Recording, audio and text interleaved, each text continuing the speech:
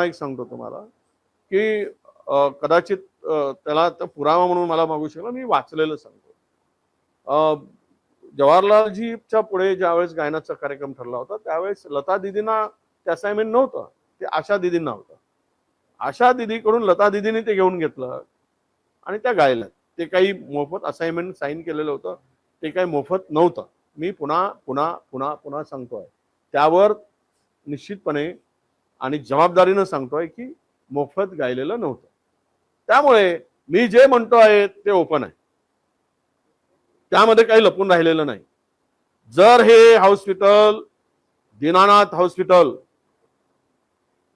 हे सत्ताधारी पक्षाच्या आमदारांच्या पीए कडून 10 लाख रुपये दिल्याशिवाय उपचार करू शकत नाही, तर हे गरिबासाठी हॉस्पिटल आहे का? गरिबाची सेवा करणारा हॉस्पिटल आहे का? हे चॅरिटी हॉस्पिटल आहे का?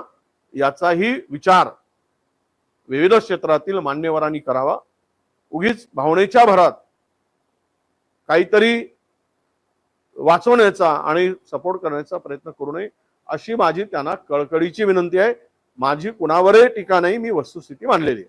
तुम्ही जे म्हणालात की पंडित नेहरूंसमोरचा जो गायनाचा म्हणजे ते आय मेरे वतन के लोगों वाला तो वाला प्रसंग आहे, त्या गाण्याबद्दल येस, त्या गाण्यासाठी लताजींनी पैसे घेतले. हे बघा, ते असाइनमेंट आशा झालेलं होतं. आशा भोसले गाणार होते, आशा दिदी गाणार होत्या. वेळेवर यांनी मागून घेतलं कारण त्यांना ते त्याच्या मोबदल्यात जे काही मानणं हवं होतं ते त्यांना पाहिजे होतं.